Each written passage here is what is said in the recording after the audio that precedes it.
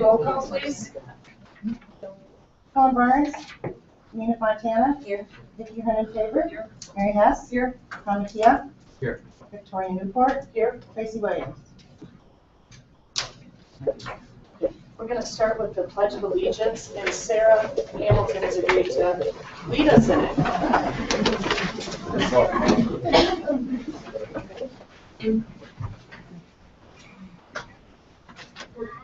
Allegiance to the flag of the United States of America and to the republic for which it stands, one nation, under God, indivisible, with liberty and justice for all.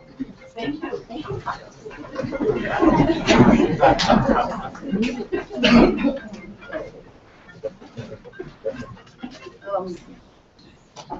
We're going to start here. The Board of Education approved the dismissal of Donald Davenport. Roll call, please. So moved. Oh, so, I'm sorry. So moved. Second? Second. Roll call. Nina Fontana. Yes. Vicki Hernan-Faber. Yes. Mary Hess. Yes. Tom Mattia. Yes. Victoria Newport. Yes. Next up is the recognition of the Awards Award for Excellence in Education. Ms. Chris Perkovich.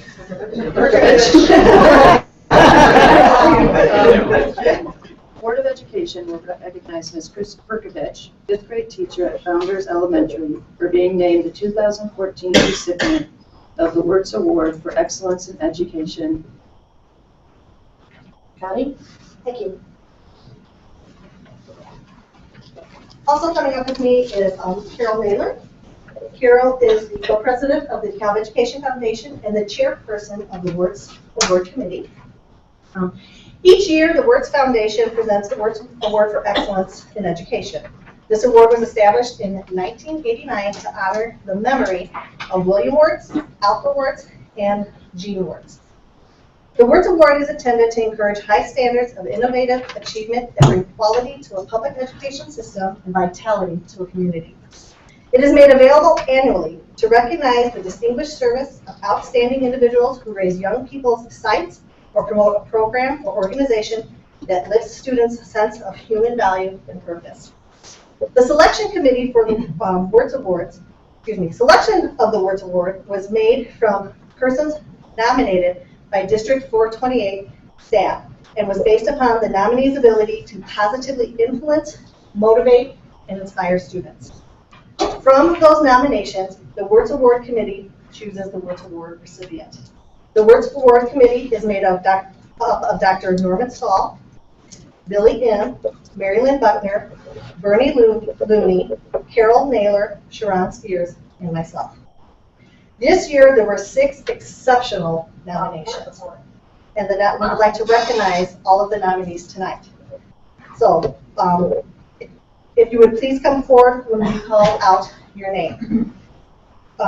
Travis Erickson from the vocal department at DeKalb High School.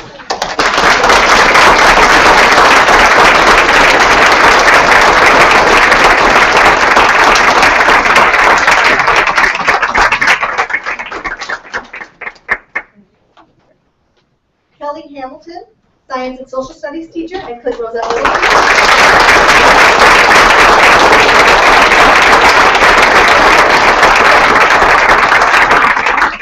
Jacobson, bilingual teacher at Portland Elementary.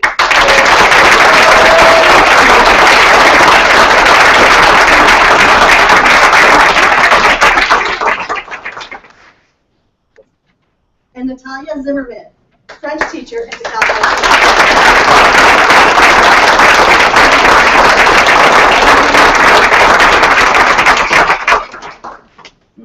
And it is our honor to present the 2014 Wirtz Award to Ms. Chris Perkovich, 5th grade teacher at Founders Elementary.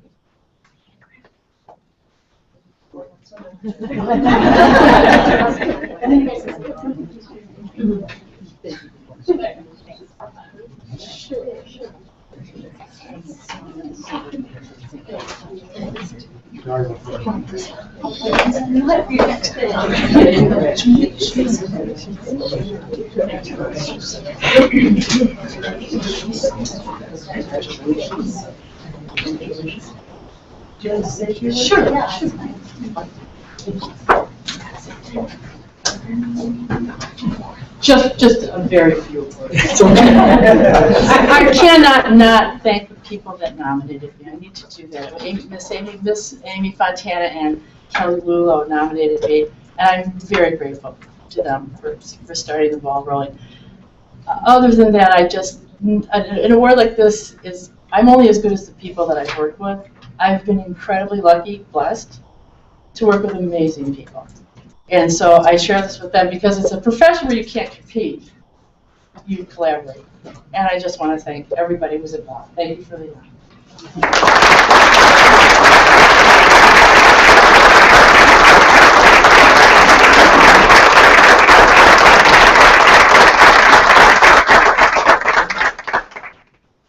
Next, recognition of 20-year service awards.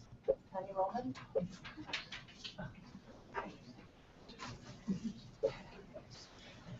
Every year, the district recognizes those employees who have served the school district for 20 years. So when I call up your name, if you would please come up, and on behalf of the district, we thank you for your continued service. Peggy Terry, instructional assistant from Lincoln Elementary.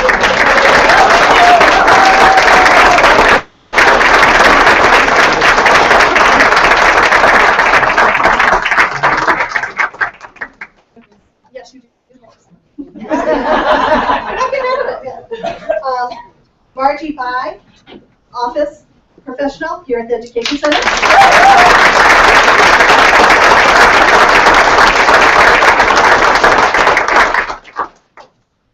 Ken Dargas, math teacher at Nutley Middle School.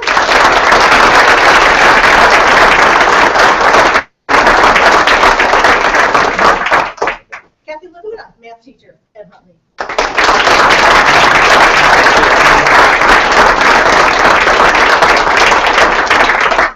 Neil Martha, classroom teacher at Portland.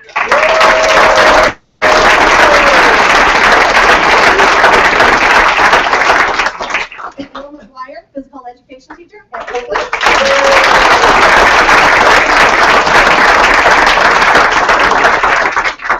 Maureen Newman, classroom teacher at Portland.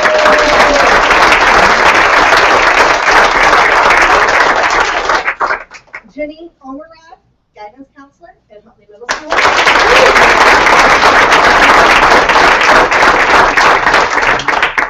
And Carrie Stringer, classroom teacher at Portland.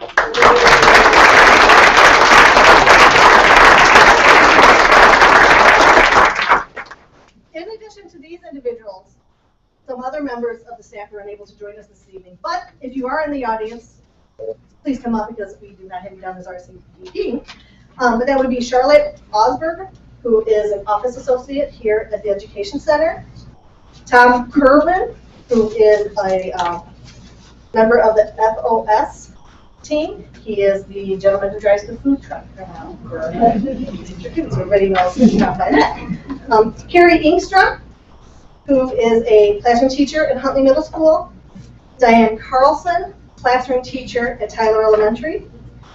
Greg Solomon, English department at DeKalb High School. Marianne Bueller, the office associate in the athletic department at DeKalb High School. Jennifer Clark, the health assistant at Jefferson Elementary. Kim Crosby, classroom teacher at Jefferson. Jeff Smith, social studies teacher at DeKalb High School. And Chris Weber, who's office associate here at the Education Center. So again, thank you all of you.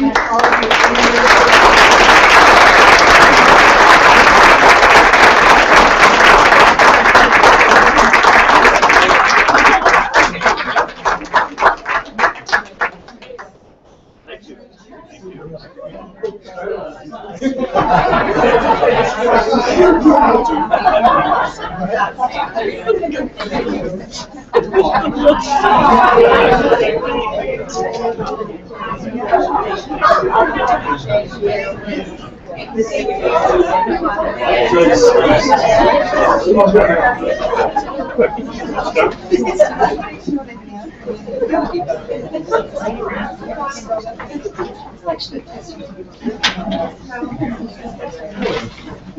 I do want to introduce Karen Peterson. Karen is the administrative assistant in the HR department who is responsible for the reception cake and punch and everything and helping prepare all of the gift bags. So thank you, Karen.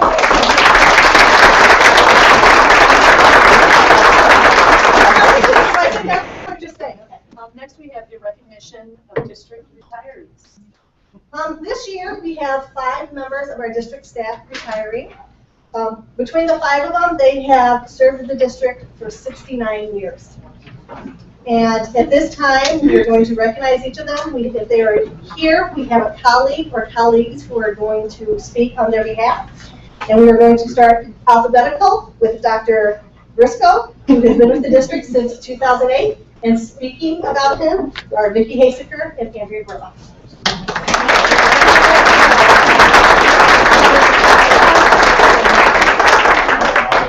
I've got one question. Is this going to be a roast? That's right. That's right. I reminded them that it is televised. So. I have many tales to tell, but he's so nice I won't tell them. And he's pregnant. I mean, he's. We're good. We're all good. I'm Vicki Haseker. I've been Jim's assistant for the past 6 years, and it's my great honor and pleasure to say a few words about Jim tonight as he retires as a superintendent in Illinois. I must admit, when they first asked me to speak about Jim Briscoe and retirement, I thought, Jim Briscoe and retirement. These two things do not go together. It reminded me of the old Sesame Street song, one of these things is not like the others. Well, as many of you know, Jim is not actually retiring, but he's going on to be superintendent at Canyon School District in Utah. And I'm very happy for him, and for his wife as well, since he won't be at home with nothing to do. To put it mildly, Jim has a lot of energy and has been a very positive force to encourage pride in our school district. He became a barb the moment he walked into his office, and anyone who didn't know him would have thought he was born here. One of the first things he did was upgrade our district office to give it a more professional look, and he upgraded our buildings as well. I don't believe in my 23 years of employment with DeKalb School District I ever had the same boss for 2 years in a row. So I used to tell people when Jim came, if you don't like him, you know, 2 years.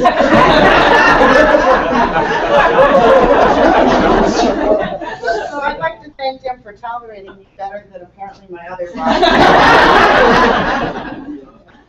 One of my first tip-offs that Jim was not your average superintendent was one day when I heard scuffling coming from his office. And I peeked around the corner to see what the heck was going on. And there was Jim, a former wrestling coach, down on the floor with Dan Jones, our athletic director, showing him a good wrestling move. Obviously, I knew at that time we had a very involved superintendent. Jim is also a very generous person. Time and time I've seen him donate his money and his time to every worthy cause available. There's only one time of year that I see that Jim is totally unable to share with anyone. That's on Boss's Day when I make him a homemade apple pie. As soon as it hits his desk, it's gone. That's good. He's very lucky. As many of you also know, Jim is a very organized person, very neat, and he definitely likes his routine. Within 2 weeks of moving to Utah, he will have set up, within a few miles of where he lives, a place to work out, a veterinarian, a doctor, a dentist, a Dunkin' Donuts, how many times you told me that? And a place to make his own salad for lunch, not necessarily that order. Jim has many accomplishments to be proud of while he led DeKalb School District. As he supported many curricular and construction initiatives, and he also worked with administration and the Board of Education to put synthetic field lights and bleachers at DeKalb High School. So for many years to come, families will be watching Friday night games, no thanks to Jim's efforts. He also worked to paint the Barb's logo on the water tower. One of the things I respect the most about Jim is his respectful treatment of others, his humbleness, his commitment to always doing the right thing, his high integrity. Many of you will be surprised to learn that being the center of attention like tonight, when we're talking about him, is the worst thing in the world for him. But it's also the last chance Andrea Hoyle and I have to torture him. When I found out Jim was born in South Dakota and is left-handed, I knew he would be fabulous. Of course, I could be a little prejudiced because I was born in South Dakota and I'm left-handed. What can I say? Say I was right. So I wish him the best in his new endeavor, and I thank him for his work. It's been my pleasure to work with you. Best of luck.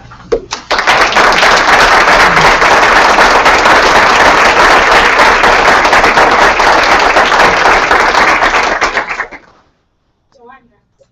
I'm Andrea Borland. I have had the pleasure of working alongside Jim for the last 6 years. I have been here 8 years, so lived through another superintendent transition. Good luck, Doug, as you move on to the next as well. But 6 years ago, when Jim walked into this district, we had just passed a referendum. And we were in the midst of negotiating a teacher's contract, so I guess that's the dream job for a superintendent. And although there was a successful referendum, there was still a lot of loose ends that needed to be tightened. One of which was the land for the school, more land for the new high school that was going to be built. Some serious debate on the construction method of the buildings. We all remember a series of those conversations and meetings. And amidst all of this happening, the economy tanked. We entered into the worst financial storm of which we are still feeling the wrath and aftermath. But with your leadership, and nonetheless, we have persevered. We have built new schools, acquired additional property for our high school. We were able to void, or to fill a void and construct a multi-purpose field. That's what we were talking about, a multi-purpose field with lights and artificial turfs, which brought the Barbs back home to play in their own backyard. We made boundary changes, closed schools, and auction schools. And yet all of this was done through countless hours of committee time, consensus building, and eventually community support. Although not everyone may have liked the end result and completely agreed with all the final decisions, they understood why. And they understood why because you had countless number of hours at forums, community events, wherever you could get yourself invited to discuss all these decisions and the rationale behind it. A little bit about Jim. I have titles. So first of all, Jim's diet consists of morning coffee. And this guy is filled with energy already, so that just exacerbates the energy issue, which we all try to keep up with him. He is fast moving. He is a positive individual and probably often accused of wearing rose-colored glasses, but we like that. We like having that positive influence around. He is a constant advocate for our schools, our students, and our staff.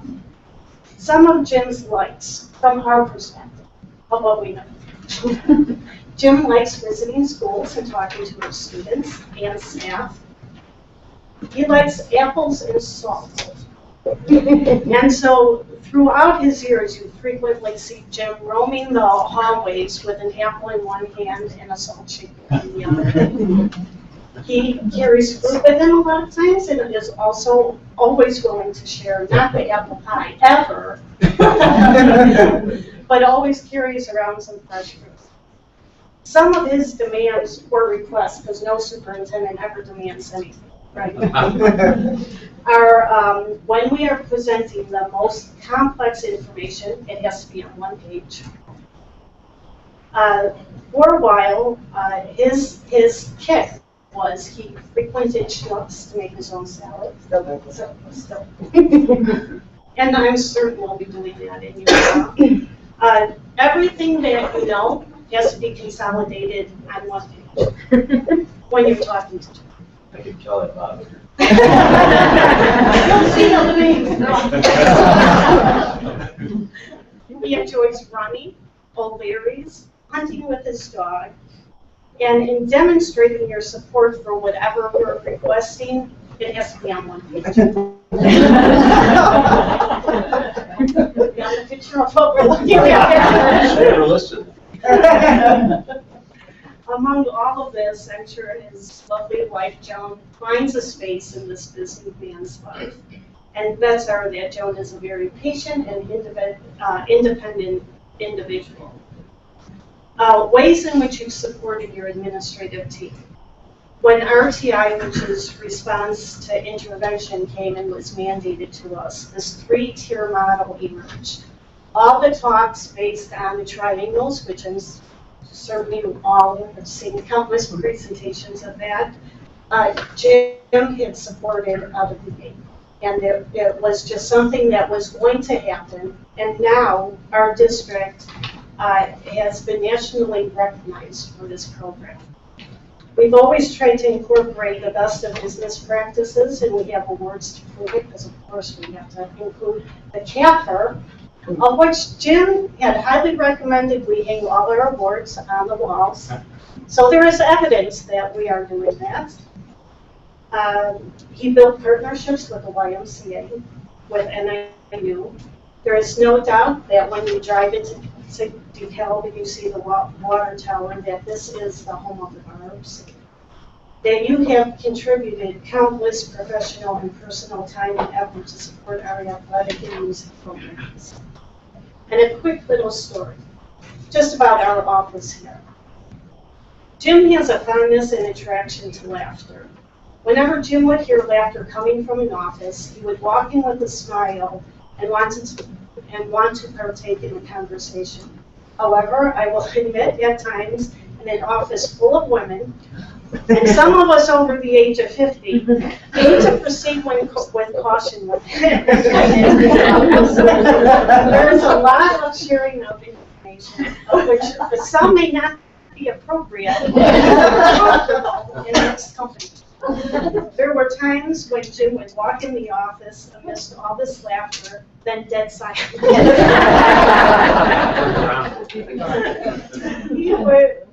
We would, not so discreetly, let him know that we were involved in a conversation of which he would not want to feel or would not feel comfortable. With that, Jim quickly got the message and turned around and hightailed it down the hallway without looking back. So in saying farewell, know throughout the years that it was always evident that the DeKalb School District was your priority. You have demonstrated that leadership is met with compromise. You always have chosen purposefully to tackle the most difficult situations first and encouraged all of us to do the same. So as we say farewell to our leader, know that the great things that we have experienced happened because of your unwavering dedication to our students and our staff. So we wish you the best in your future.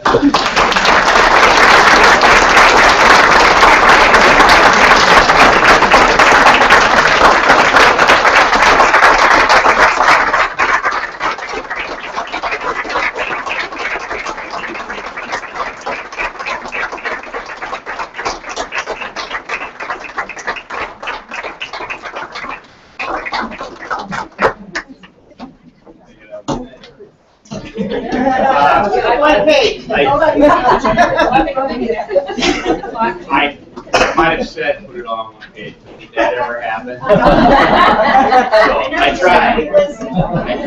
I want to first, I just want to do some thank yous. I want to thank the Board of Education. Your support and your patience with me has been absolutely incredible. And I know I've worked with a lot of different boards and a lot of different personalities, but the people sitting up here, just an unwavering passion for our community and our students, and that's why I find it easy to work in DeKalb. My wife wants to thank you very much. She was here tonight for keeping me busy for 6 years. And I'm sure she's just as excited as what she'll be very shortly somewhere else. So I really appreciate what you've done. A lot of things that we're talking about that were accomplished in the district when you're superintendent, if it works out, it's because a lot of great people around you. This organization the accomplishments, I would never put my hat on, because if it happened, it was from the support of these people and the talented people that I work alongside. I want to thank Dr. Moeller and the cabinet, Andrea, Connie, Jessica, Tammy, Vicki, the people I work real closely, the entire Education Center, for your support. This year hasn't been easy. When you're used to being in a leadership role and you make that decision to retire a year early, which was sort of unexpected, and then you have a talented person like Dr. Moeller replace you, it's difficult to give up. And I want to personally thank Dr. Moeller, because he has really made my transition easy, and I can't tell you how much I appreciate that. That's not always the way it works, and it's just been an easy transition. I feel bad for him because he's been picking up a lot of work, but he's going to do an amazing job for this district, and I see this district, I feel this district just taking off under his leadership, so congratulations to you. And thank all of you for your hard work, because nothing in this district would happen without you. I want to thank the principals and teachers. You are the most talented group of people. And they say, like, you like to get around the buildings and visit the kids, which I do love. But what I see from what I saw from the day I arrived 6 years ago is what I see now. Dedicated teachers, dedicated principals, talented people dealing with complex issues. This school district and this community, without a question, is the place my child would be going to school and living. And people talk about the different communities around here. I'm telling you, this community is special. And if anyone's listening to me out there, what you get from the education and what you get from this community is so valuable. It's more than an education. It's a worldly education. And you will meet that mission of reaching your full potential. And you will, I guarantee you, will be more prepared in this community. I'm absolutely convinced of it, to contribute to our global society. And there's a lot of reasons I'm not going to get into, but I believe that. So I want to thank you, because you inspired me, the teachers and principals in this district. You have inspired me. Whenever things were going tough, I can tell you why I showed up in the buildings, because it inspired me, what you're doing. So thank you. I want to thank the students and the families for growing with me. It's one of the best joys I have in my life is getting to know the students and watching them grow up. And when they come up to me, the other day I was at Tyler and I was in a 5th grade gym class, and all of a sudden one student came up and hugged me, and then of course each one had to come up and hug me. And some of them still think I'm the head custodian there. Some of them not think I work for Dr. Moeller or the bus driver's assistant, but that's okay, because I love the fact they know somehow I'm associated with the district. But that's a real joy for me, and it's difficult to leave a place you just made your home. My wife and I feel this is our home and our family. So this is really emotional, and you know, a lot of things have happened the last 6 years, and this district's in a very good place, and all of you should be proud of it. And I'm going to make one more comment, and then I'm done, is that being selected to the Canyon School District with 33,000 students in 45 schools, that's a reflection of you. What I've learned in this community and what I've learned, I was able to go on a national stage to a wonderful school system and compete for a position because of what I learned from all of you. And I've learned a lot. And I think I'm stronger than when I arrived, and I want to thank everyone in this community and the school board and everyone for giving me this opportunity, because I feel I'm a more effective leader as a result of it. Thank you very much for tonight.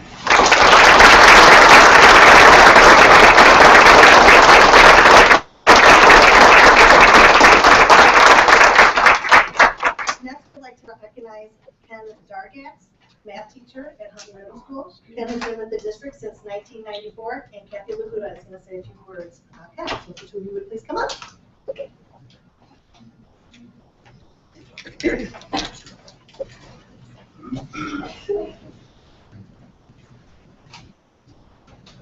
It's my pleasure to introduce retiree Ken Dargatz. We worked together in 1994. We had actually met in a very small way before that, because he was changing careers and coming into teaching, and he was taking a mathematics class at Northern, and I had to sub in it for 2 days. And the next year, we were teaching side by side at Huntley Middle School.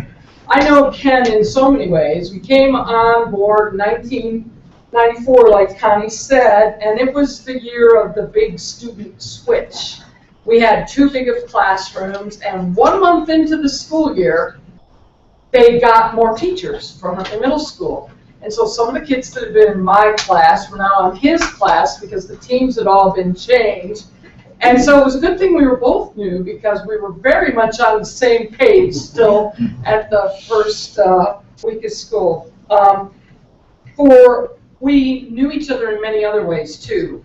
My second year, our second year, prior to that I'd had all the algebra classes. I gladly gave up 1 to him because my son was an 8th grader our second year. And I am forever grateful. My son would have been the thorn in my side all year long. But actually, personality-wise, he and Ken got along really well. So even though he maybe didn't go for all the A's that he could have at the time, he felt that Ken respected him and, allowed him to make choices within which I would let him exist without electricity. So that went pretty well. On top of that, Ken and I know each other because our daughters were both in Northern Illinois Children's Course together. And first, my husband went back to school when we first came here, and so I had to teach at NIU in the summer to have enough money. So thankfully, when my daughter's choir went on concert, Ken always went on the big trips as a chaperone. Many of you don't know how much time Ken spends with out-of-school things like scouting. With scouting. We had Northern Illinois Children's Course. He was always available for all the trips, especially the ones I was glad to miss, like Orlando, Florida, and Washington, D.C., and those. He's been very big in the scouting world and continues to do that even as he's going into retirement. When Ken and I first started working together, one of the things that worked best for us, even though we're both really interested in math and sports, and we both did a lot of coaching and were active in that sort of thing, we tend to look at problems from the opposite side. And so many a time we were sounding boards for each other. We would frequently, our rooms were right across the hall when we first started out, and frequently, if I said this to you, what would you think? Or something just bouncing just strange little things off each other because we would get that different point of view that, we felt safe asking each other. When they took him away from me to Clinton Rosette, I no longer had that and missed it, but they've broken me in now. So I got to stay in 8th grade the whole time. He, however, has experienced the whole middle school, but always in math. So very appreciative that he was willing to do that. One of the other big things that Ken has done a lot of you aren't aware if you don't play middle school sports, is how very many sports he has coached over the years. And all of us who are teachers are busy. Math teachers, it's really hard to keep up on your grading when you're doing all this coaching. Yet the whole time he's been in DeKalb, he has taken that time coaching and intends to still referee. I don't know if he'll come here, but he'll be refereeing and staying active in kids' lives, helping them enjoy sports. Many of you may not know that Ken's wife is also retiring this year, and he says that they're planning on doing a lot of traveling now that they'll be free at the same time, besides volunteer work and all the scouting and all the other things they do. I guess first stop Alaska is what I'm hearing. So we at Huntley Middle School We'll miss Ken, and we hope all of you will join us in wishing him good luck and good times throughout his retirement.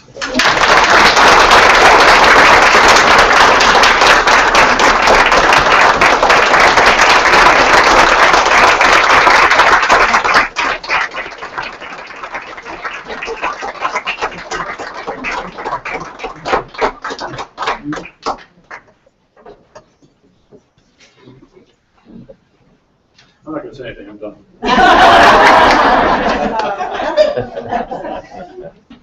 Okay. Next, we would like to recognize and honor Jenny Omerod. Jenny Omerod has been with the district since 1994 and is a counselor at Huntley Middle School. And Becky Mansfield is going to share a few words on her behalf. So please repeat after me.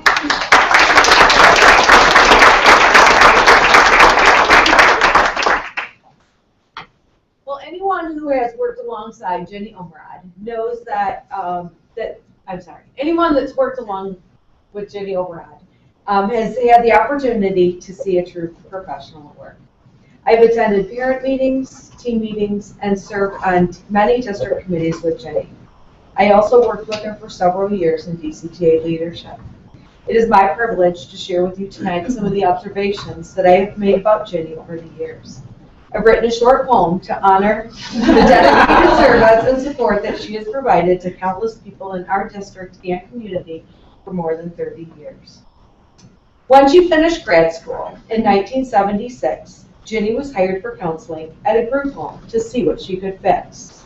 Then in 1978, she was hired by DCSEA, working with many students, providing guidance for their way. After 16 years of service, in 1994, a position in District 428 allowed her to walk through Huntley's door. It is a privilege to work with her. She is a professional, you know, her passion to encourage everyone around her to grow. She is the eternal optimist, always looking for a way to have each person be a winner each and every day. Spending time with students, both a reward and a test, encouraging them to work together to achieve their very best. Committee meetings to go to, seminars to attend, parents to call, the work, it doesn't end. Not just during the school day, but after school too, you'll find Jenny with children. That is nothing new.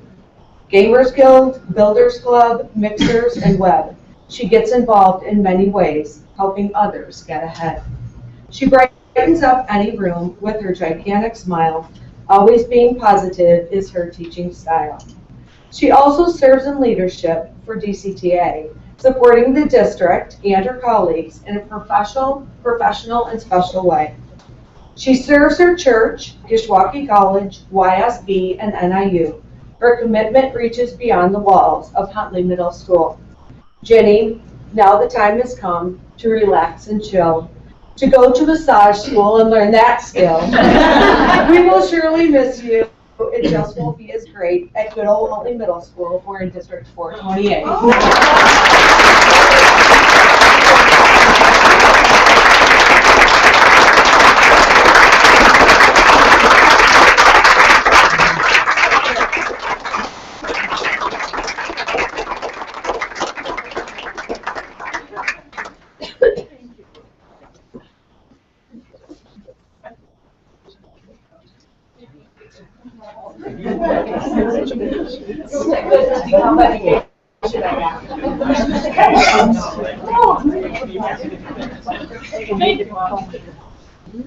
We do have two additional retirees here at the school trip who were unable to join us this evening, but we do want to recognize them and wish them the very best in their retirement.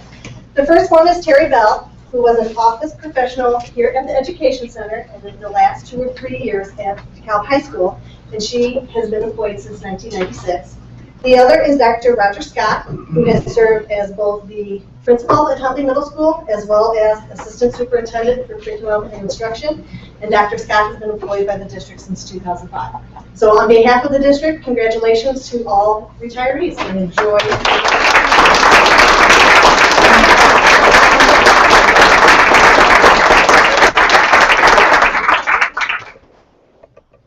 Next, we have public comment, and we have one card tonight. Carolyn Swaffer Subject is running trail at Tyler Elementary School. Thank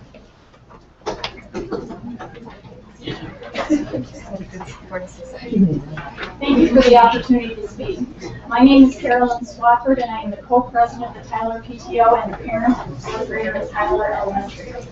With me tonight is Dawn Sibley, the other co-president of the PTO, Judy Adamson, vice president, CTO, and Michelle Davies, secretary.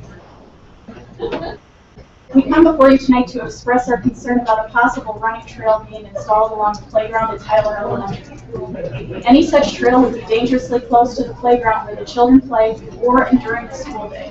I shudder to think of a dog getting loose from its owner on a walk, going after a child, or a stranger lingering on school grounds because a trail has been installed. Having such a trail, even fenced off, would encourage people to be on school grounds when they shouldn't be. I would also like to advocate for a gate to be installed on the bridge to Lions Park. The bridge is right at the edge of the playground. Anyone can walk over the bridge onto school property at any time. Recently, there were several youth hanging out on the bridge watching while Mrs. Mitchell held her school-wide morning meeting on the playground. If a gate were installed, those youth would have been deterred from being on that bridge while children were on the playground.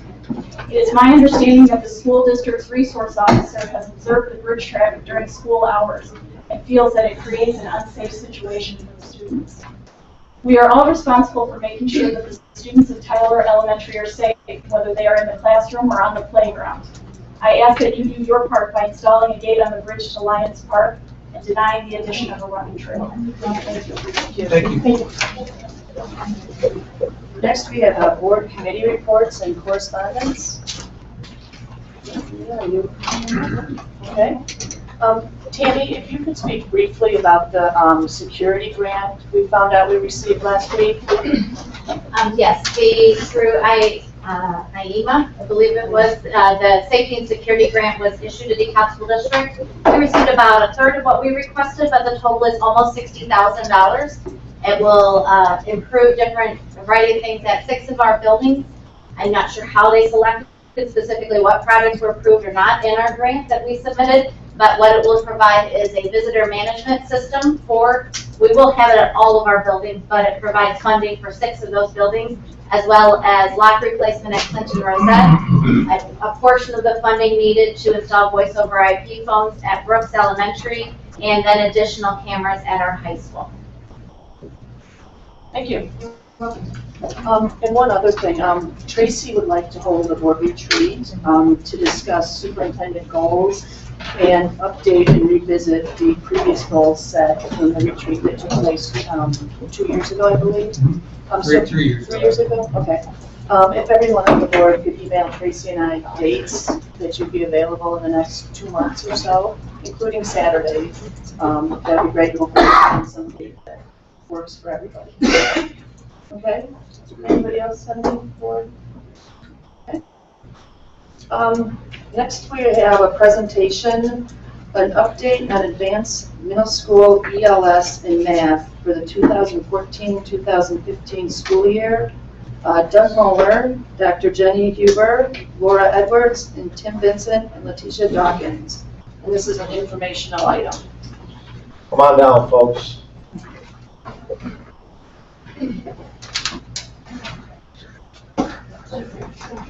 I'm speaking.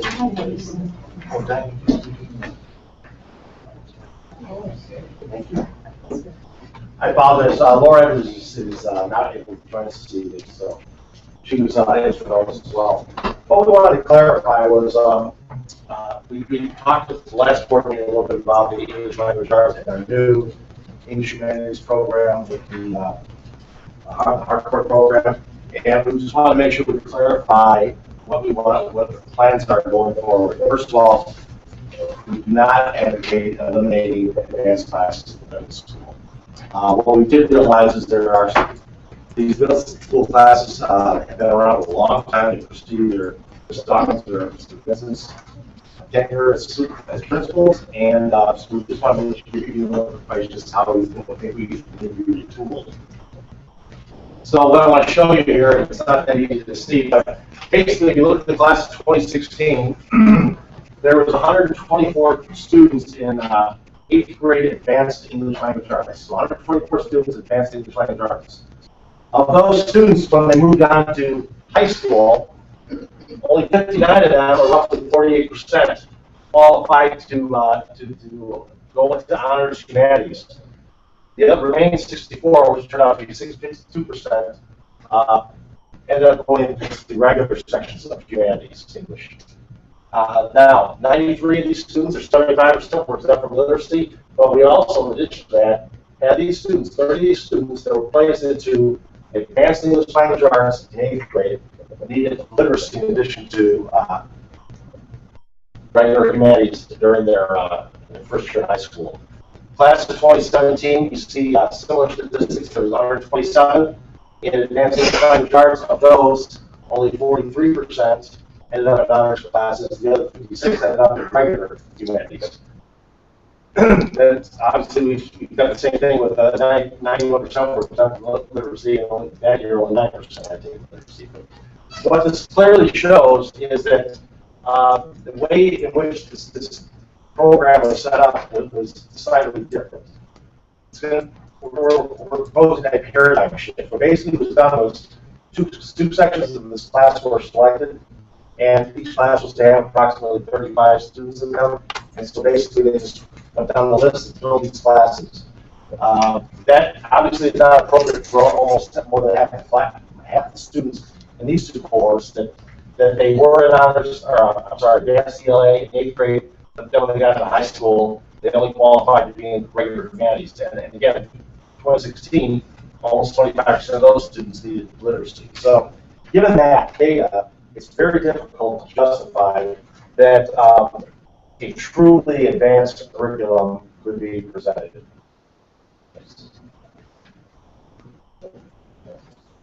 Okay. So Dr. Hoover's going to talk a little bit about the professional development plan. There are two pieces that are going to be critical to the success of the advanced middle school ELA and math classes as we move forward. And one piece is the professional development. And that will be given this summer and be an ongoing occurrence for the advanced middle school teachers. So this summer, really right after school gets out, we will be doing professional development with our middle school teachers, all of them on the new curricula or the new materials that they're going to be receiving. And then from that point, they will spend time this summer with one-on-one, the double block, which is new for math, but it is not new for ELA, but there was not professional development. And there will also be PD on advanced on what that looks like. It should look very different in the classroom, and so we have people that are going to be providing that professional development again for our middle school ELA and math advanced teachers.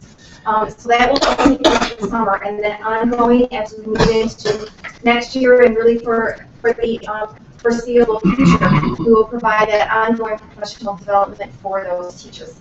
The secondary curriculum coordinator is an ELA, what I would consider to be a middle school ELA expert.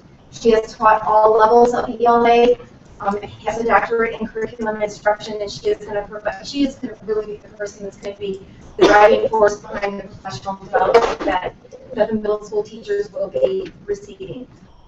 And so one of the other things that has also been talked about, and Diane was instrumental in this when she came into her role here in the district, but in terms of putting together that pacing guide for our middle school teachers, when you look at a pacing guide, it's really very difficult to see what is going on differently in that advanced class. And so working with our middle school teachers, at a meeting that Ted and I were at this afternoon, the question was asked, do you go faster? Do you go deeper? And does it look different? And we said yes to all of those because those are all things that need to be taken into account, again, when you are teaching those advanced classes. So as we move forward, professional development is going to be key to the success of the advanced classes to really take them to that higher rigor. This past year at the high school, we developed a rigor scale for our honors classes, and we are going to take that tool that we developed so that there is some vertical articulation, and we are going to use that as we move forward to really make sure that the evidence that's brought forward is really meeting that rigor that we need to have in place for our students. So then the other additional piece that's going to be critical to the success is the placement piece. What we're doing now is similar to what we do in 8th grade to place students in the recommend students for honors classes in the high school. We're going to use a similar criteria, and it's a weighted score in both reading and mathematics between the high stat getting 50% of the rate, the weight. There are CPMs for the literacy or for the English language arts and the MCOMs for mathematics, and then 15% of that will be based on grade, 50% will be based on recommendations. This is very similar to what we're doing now in 8th grade to place students into freshman honors classes. By the way, right now we only have advanced mathematics in 6th grade, but that's been changed. We're going to have advanced mathematics and advanced English language arts in all 3 grade levels, 6, 7, and 8. Now again, the reason we're going to this is, and we're not trying to bash how it was done in the past, but basically we're going to create 2 classes of advanced students, and we're just going to take the top 70 of them and stick them in there, whether they really belong there or not. What we're doing here is we're going to see what students actually qualify to be in advanced classes, and then build a schedule around their needs. So that's a paradigm shift. I thought it would be useful that Tish and I were here to maybe answer questions as far as the scheduling is concerned. That does play a bigger part of it than I think a lot of people realize. In the past, what we've had is, or previous years, what we've had is, like Doug said, basically, we would take ISTAT at that time, we would draw a line under the 60th and the 70th student, and those kids would make up 2 advanced sections, so 1 on each team. We've revamped that in the last 2 years, in that we have used a similar rubric that Doug just showed, very similar to that, and the placement process has gotten better. What we've always maintained, though, is the two different sections. So we still sort of rank order those students, and ended up with 2 sections of 30 to 35 in each one. What we're looking at, and I should go back and mention, in teaching 8th grade, I can remember getting the scores back from our first benchmarking. This was 5 or 6 years ago. I'm looking at it, and in the 50th percentile, I was finding within that group, my 50th percentile, I was finding my advanced kids in there. So this has been a problem that needs to be revamped. I wouldn't say like a slate clean or anything like that, but I think we could look at revamping it. Part of that placement rubric, and then the scheduling should look very different for next year. And I think that's key. We never had a struggle since I've been here, so if you want to speak to that, we haven't had a structure in place. It's not that we wanted to do away with advanced classes, we just wanted to provide that clear-cut structure. So next year, it will look a little different because we are going to have to tell those parents of the students that do not qualify, that they just didn't meet the criteria, which you can look at that as a positive because then we don't set them up in the high school when there is that criteria in place. I just wanted to comment just for myself. I want to thank all of you for listening to our concerns at our last board meeting, and those of the people I know, community who have emailed you and called you. And thank you so very much for seeing what the problem was and attacking it. It looks wonderful, and I'm just really thrilled about that. Not only that you're keeping those classes, but that you're improving them. The way you handle it, the scheduling, and the professional development, and I'm just really thrilled. Thank you all so very much. I agree 100% with what you said. Thank you so much for taking the time to look at this and fixing it so it's working the right way.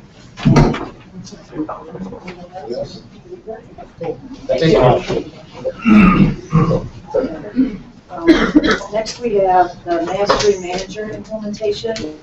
Dr. Waller, and this again is for information. Yes.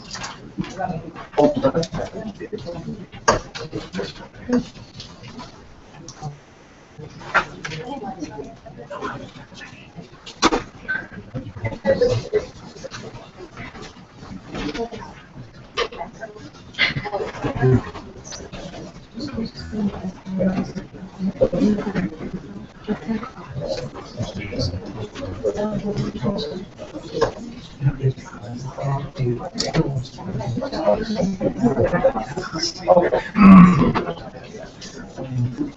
not sure how many board members are aware, but for the last several years, what were their titles? 6 years. Cognos was basically a data management system that we were using. And so we could pull information from that and create reports. And we were all trained on it. We had multiple trainings on it, a lot of leadership meetings. It just never really, it was a bit cumbersome. And to be quite honest with you, it just never really caught on. We had that system for 6 years at a cost of about $30,000 a year. Last year, there were 2 people in the district using it. So when you look at cost benefit analysis, it was pretty clear. 2 people run a couple of reports a year. It was not cost justified. So we knew we needed another data management system in terms of looking at student achievement. And the second component we needed was, given parents 707, we know that we have to come up with a whole new system of evaluating teachers starting in 2016-17. That involves creating other types of assessments, what are referred to as the Type 2 and Type 3 assessments. They're actually going to be used as part of the teacher evaluation process. So the question becomes then, do you try to write your own questions, or do you try to get access to a data bank of questions that have already been proven, have been vetted to be proven valid and reliable, and also are specifically tied into standards and written at various levels according to DeKalb. So, as you mentioned, was one of about 3 different programs we look at. It is a not only is it a student management system or assessment, but it also gives us access to NWEA, that's the Northwestern Education Association. Their database of test items. It's a test bank of about 70,000 to 80,000 questions. Every one of those 70,000 to 80,000 questions is tagged with its level of rigor, and both in terms of is it Lexile score, Denise, in terms of readability. I'm sorry, Diane. One of the pieces. Okay, so you can look at the Lexile band or the really difficult question. You can also look at it to see what specific standard it addresses and what level it addresses at. So what we realized is to have somebody, just to give you an example, years ago I went through ACT training, and they were talking about the process they went through to create test type analysis. And they said they invested, it cost them approximately $5,000 per question, because they've got to have a lot of people reviewing it, they've got to test it and be concerned about different biases in the question. If you change the word too sometimes in one of the multiple choice questions, you can change the response of that. So we needed reliable and valid test instruments, our test items, and this NWA data bank is 78,000 of those. The whole point of that being is it's going to be much easier for us to create these Type 2 assessments that we want to start piloting next year with our teachers. And again, that gives us 2 full years to pilot these, because the ultimate goal is to create these assessments to measure student growth over a period of time, because that's what the new criteria for the evaluation teachers can involve. It's going to involve almost like pre-testing and post-testing. And we can't do that. We're not going to be able to do that with the hard assessments because of the time of year in which they're given. It's really, we have to have both tests administered by January because evaluations have to be completed by February. So that's we're proposing investing into classroom manager. There's going to be some. This is also scheduled work we've got come up. Otherwise, we're trying to get we've got a schedule of professional development workshops we've got going on this summer. But it involves 3 hours initially, just learning how to use the software itself. And then our core idea is that Dr. Kelly Summers and Laura is trained with a core group here, and then we move that out to the buildings and get mostly trained at the building level. Then we'll be creating some assessments to test this coming year.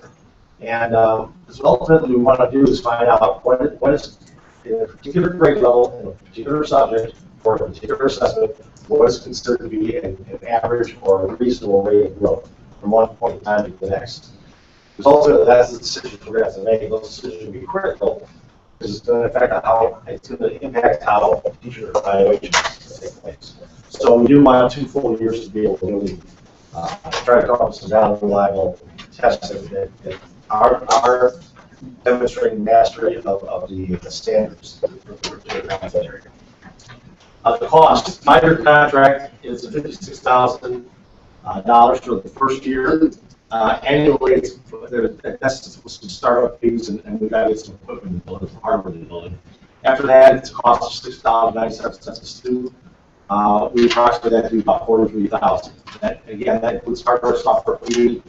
I know that's a lot of money there, but I'm telling you right now, compared to Congress, where we spent $30,000 more, getting that test bank is going to be critical for us.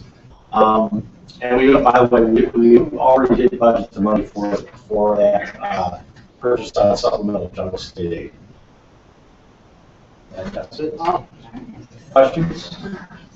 Yeah, I've got a few. You said this was, first off, was this system required because you said that previous system, if I heard you right, the previous system was kind of ineffective, wasn't really utilized. Congress was not utilized. But did you say we had an option to develop our own system, or? Well, I was talking about creating tests, unless you test items. Okay. To actually create right tests. Okay. So the selection team that chose this, was it administration, or was it a combination of? Jenny, who was involved in that? There was a combination of teachers and administrators Okay. at the presentation. Good. I'm glad we did that. Yes. I'm a little nervous when we do a 5-year contract with something we haven't done before. Is there any opt-out in case it's not? I believe it's a 1 year with a 4-year renewal. Okay. Yeah, 1 year for the initial, because of the initial hardware, and then they would be given the option of each of those subsequent 4 years before they move out. I don't believe, no, it's not all up front. Okay. Master and manager kind of sounds, it's kind of, I don't like the name. No, nor do I. It's kind of pretentious, you know? Yeah, I get called manager and master. I'm not involved in thinking, but again, the biggest concern is that anybody, if you work with metrics in terms of testing, it's really difficult to write test items that are actually assessing what you want to assess given the standard, that are unbiased, that are, and again, there's the two standards from a statistical perspective. Are they valid or reliable? It means is everybody, when they read that question, are they going to have pretty much the same understanding of what that question is asking? And the reliability factor comes in with, they actually do, when they test these problems thousands of times, quite often you'll have one incorrect answer, and maybe 60% of the people are picking that one wrong answer, and there's a process to go through to determine why that may be occurring, so that there's sort of an equal probability of people answering any of these factors. How many systems did we look at, and what was kind of? There was, what was the? No, we looked at 3. 3? Yeah, I can't remember the names of them, but there's 3 initially considered. Yeah. The test questions that I'm assuming you just then pick out the ones you want and. Basically what you do, so let's say it's a math teacher. It's a mathematics test. You're addressing, what standard you're addressing. You can basically run a filter, say, I want to see all the questions that address these standards. Then you can determine, filter again by the level of difficulty for the questions. And then the Lexile reading score of that question, so that you're getting sort of a good distribution of questions that some that are fairly straightforward and some that assess different levels of understanding. And like if you're doing this for elementary school, every elementary school is going to use the same questions. Dr. Huber? They would have to use the same standard, whether or not they did use the same question, but as long as it's aligned with the same standard, that would. But I think what we really want to do is, if we're going to test these and we want to see if they're going to work across the district, is to create some common assessments that are used in all buildings, so that we get a good sense across a particular grade level, a particular time of year, how our students are performing. And then at another point in time of the year, you run give like a post-test and look at the growth that's taking place. Because that is ultimately how teachers are going to be evaluated. It's going to be, here's what we believe to be our expected level of growth from, let's say, October through January, and you either did not meet, met, or exceeded it. And when you pick the questions and do the priority test, is that available in multiple languages, or do we still have to have somebody translate? It's available in many languages. Yeah, actually, you literally just, it's a drop-down menu and you pick. Okay. Now, there are going to be problems with syntax. Sometimes the sentence syntax is not going to be right. Yes, we do have multiple languages. Any questions? Just a minor point. Yes. This is informational tonight, Yes. correct? So Yes. when it comes back to us on the cover letter summary recommendation, it talks about the cost and then 43,000 et cetera for years 2 to 5. Okay. At first, when I read that, I thought that was the total cost for those 4 years. Oh, I'm In sorry. the presentation itself, it does say annual. Yes. And I think that should be clarified. Okay, I'll get that clarified. Thank you. Any other questions? Is there a consensus to bring this item back for the next board meeting? Thank you.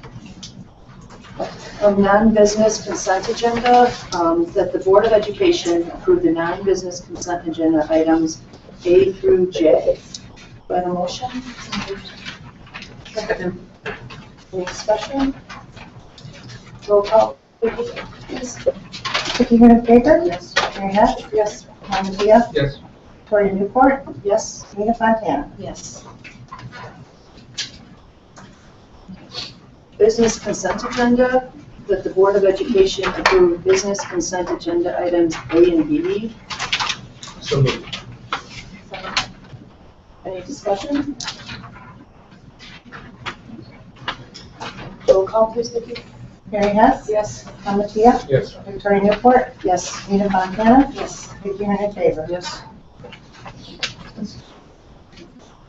Approval of tentative amended fiscal year 2013-2014 budget. Amy McGuire. Is there only one slide?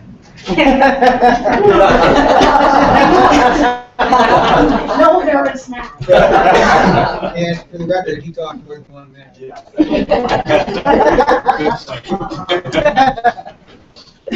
Okay, so this evening in front of you, what we have is an amended budget, and this takes effect because through our FFAC recommendations, we had asked for the school board for you to take actions as items and some additional technology to create that parity amongst their classrooms with our smart boards, and then to do some construction for complete renovation at Tiger Elementary School, create an early childhood pre-K center at middle school, and boiler replacement at Milton School. So in doing all of that, of course, when we built the original fiscal year 14-15 or 13-14 budget, we did not have that included. So we now have to amend to incorporate those items into the budget. So tonight we'll take action on the tentative budget, and then actually we have gone through all the same process as you would for regular budget. This goes on display, and then 30 days after that, we take action on the final amendment. And the end of our fiscal year is June 30th. June 30th, right, 2014. Right. And at the same time, we'll be introducing the 2015 budget. Right. Not to confuse anyone. So this evening, actually, the amended budget, we are, and in doing all of this, we took the time, or actually Cindy took the time to analyze where we are actually with the revenues and expenditures, and then short all those up since we have an opportunity to make the amendments for the other things. So in front of you is a list of all of the knowns, of which we are changing those line items to reflect more of these attachments, which a big part of that is the property tax revenue has been received, so we have all those absolute numbers. So this amended budget will now reflect all of that. Any of the additional corporate personal property tax money that is coming in, TIF revenue that exceeded what we initially had anticipated. And then special ed reimbursement from the state and Title I money, so some of our grants as well. In doing that on the revenue side, it will mirror those same adjustments on the expense side for the grants, just so that you know. Well, the revenues coming in, additionally, the expenditures will as well. And then you can see that outline basically for each of the funds moving forward. And then on the expense side, all the expenditures that are listed. And as I discussed, the technology for the classroom, that's our smart boards at $164,000. The portion of the technology for the one-to-one pilots, that's as we're doing that at Lincoln Elementary School, and then both middle schools, 8th grade. Those dollars are incorporated into there. The technology, a portion of that for the park-ready classroom, and that's basically infrastructure, which is a wiring, switches, HVAC. And then, of course, a portion of the Tiger renovation. And what we did, well, that is a $3.4 million project. Some of that project will be paid for and started in this fiscal year. So we are appropriating $1.6 million to that project that will be done this year, and we have to reflect that. Little John, again, that's a $1.1 million project. However, about $500,000 of that project will be completed this year out of that construction money. And then pre-KEC is a little over, I think, $700,000 in total. However, about $250,000 of that expense will be reflected in this fiscal 14 budget. And then as far as education fund salaries, we had quite a substantial increase actually for our teacher assistants, and that's just because of the need for more teacher assistants, not an adjustment in the salary, but basically to accommodate the additional staff that we brought on. And then, of course, benefits throughout all of this. And then purchase services for capital outlay, tuition, and other expenditures that we now have a better idea of what those numbers will look like.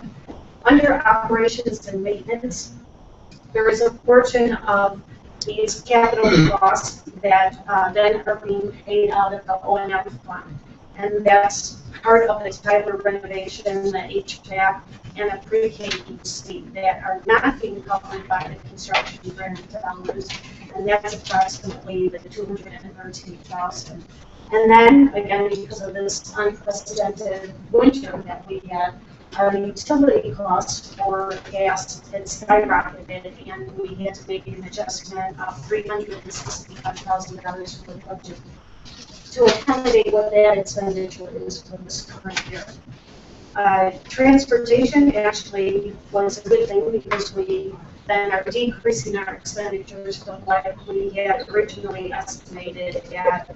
And then the IMRF fund will see there's an additional expense of $80,000. Now, when you put all of that to the great number of pages over here, and I know it's a lot, I'll direct your focus down to the middle lines where it says total operating funds. So originally, the budget, we were looking at a deficit of $2 million. If you look down to where it says proposed amended budget, it is now a $3 million deficit.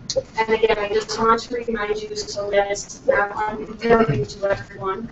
That was intentional and planned. We had set aside money in our fund balance to accommodate these projects. So we're just drawing down from those balances. And it's just the timing effect of that because we're starting these projects in this fiscal year. So with FFAC, we all knew that we would be drawing that balance down to accommodate that. So that is more of a reflection on truing up all our numbers. And then the grand total deficit is $6.4 million. And again, that's due to the Tiger and the Huntley project and spending down those construction dollars as we all had planned for. On the next slide is just again. Just a quick question. So if I look at the total budget from what we approved in September, to me it looks like about a $7 million budget for about we have about $270,000 more expenses than what we. The rest is just all IBM from construction projects that we. Exactly. So I'm not even getting her for this one. Yeah, but when you look at the numbers, you know, It does. very. It looks alarming, but again, Right. it's the extent drop down was fund balance to accommodate these projects. Right. Then on the revenue side, again, these are all listed by fund, and I'm not going to detail that out. But again, some of the bigger adjustments on the education fund for the revenue side is due to grants, state and federal grants. And then the other piece under, the other big piece under transportation, the downward slide actually of $137,000 from the state, which was a negative appropriation to us, which was always sad news to see that happen. Then when you take a look at the pie chart, it just reminds us again of where the majority of our money comes from, and again, that's our local sources, which is our taxpayers. After 67%, the state throws in the 27%, and the feds give us the locked-in almost 6%. And then moving forward on the expenditure side, again, it just shows you by object, which we list under each one, where those adjustments are coming in. Again, a large piece of that is our Title I money, where you see purchase services, and we're just aligning that to the grant dollars. And then the capital outlay again, which is the tech money that we're doing for the security of the classrooms. Then operations and maintenance. Again, a large part of that is because of the construction that we'll be doing, and then the capital projects fund, that is the Tyler, the pre-K EC, after $2.5. So total of all funds adjusted is $4.85 million.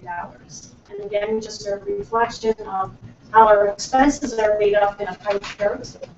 Are again heavily weighted on the salary and benefits side, and rightfully so, because we are in the people business, and that accounts for about 74% of our expenditures, and then you can break down the remaining purchase services, materials, and capital. And tuition, and that tuition again is a reminder for those students that we are out. And then again, just putting this all into the nice little spreadsheet. Again, I know a lot of numbers, but just focus your attention to the total operating funds, because we're just moving money around to make certain that you have those additional expenditures in, which again show the $3 million deficit, and that's just a reflection of all the changes that we've made. And then the last slide, again, it shows you the historical perspective of our revenues and expenditures, which, again, those who don't like all the detail of the numbers, we have a total view, which demonstrates in the bars, and the line is representative of our fund balance. The bars are our revenues and expenditures. And as you can see, I mean, throughout these years, we really have been holding our own. And so from 2006, where we love to see that stable line, and of course, the increase is part of that appropriation of the construction money into our fund balance, and then the remaining line going out. And that concludes the report. Any questions? Andrew, just to make it clear too, that we did put money aside from the fund balance in order to keep our working capital at a certain percentage. We took out of the $20 million in construction grant money. It again was with the recommendation of FFAC that we took $10 million and set that in our fund balance to preserve our fund balance policy, to make sure we kept within that range. So no other questions? Then the Board of Education approve and amend the fiscal year 2013-2014 budget for public display in anticipation of adoption on June 17, 2014. Do I have a motion? Second. Roll call, Vicki, please. Palmatier? Yes. Victoria Newport? Yes. Nina Fontana? Yes. Vicky Heron in favor? Yes. Mary Hess? Yes. Approval of 3-year contract with First Student. Andrea? Yes. So again, we went out and did a formal bid on our transportation services. And we discussed this at the last meeting. So to finalize all of this, again, I would like to say in both Illinois Central as well as First Student in participating in this, both are fine companies. But at the end of the day, when you take a look at everything, all the numbers put together, which was not going to be the sole determining factor of our decision, because it was also the way in which we transport our students. We have decided to retain First Student, and the last couple of years, I think we've improved our working relationship and how we have used the services as far as how we have designed our routes and the way in which they actually have put that to an outside source that is actually in Montana. And these folks came and visited, drove all these routes, partnered with us in finding more efficient ways to set up our routes. And although it caused a little heartache at the beginning that students were walking a little further to their stops, nonetheless, because of what the state is doing and not funding transportation fully, these are hurdles that we've had to overcome. And we feel justified in what is working right now to remain in that same atmosphere. So we would like to retain those services and still continue to work on where we feel we need to make some improvements to our existing transportation system. Any questions? That the Board of Education award the transportation bid to First Student for a 3-year period at the total cost for the base bid plus the performance bond of $12,346,988.04. Do I have a motion? So moved. Second. Roll call, Vicki, please. Victoria Newport? Yes. Nina Fontana? Yes. Vicky Heron in favor? Yes. Mary Hess? Yes. Palmatier? Yes. Okay, next we have approval of increase of 0.5 FTE bilingual reading specialist at Portland Elementary School. Jenny, do you have any questions about talk about it or no?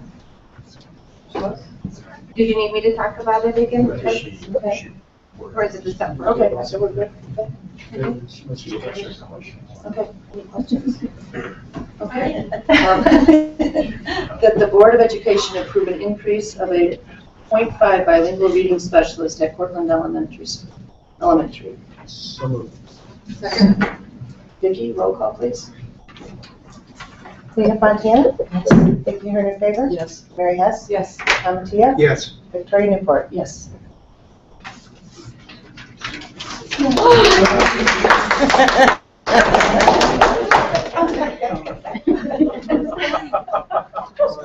Thank you. That the Board of Education approve the purchase of Harcourt Collections 2015 program for use in the middle school language art class. So moved. Second. Any discussion, any questions? Vicki, roll call, please. Vicky Heron in favor? Yes. Mary Hess? Yes. Palmatier? Yes. Victoria Newport? Yes. Nina Fontana? Yes. Okay. Next up, the Board of Education hold a second reading and approve recommended revisions from the Illinois Association of School Board to Board of Education policies as attached. So moved. Any questions or discussion? Vicki, roll call, please. Mary Hess? Yes. Palmatier? Yes. Victoria Newport? Yes. Nina Fontana? Yes. Vicky Heron in favor? Yes. Do I have a motion to adjourn the meeting? And I'm gonna go ahead and do it. You can hear my stomach. So moved.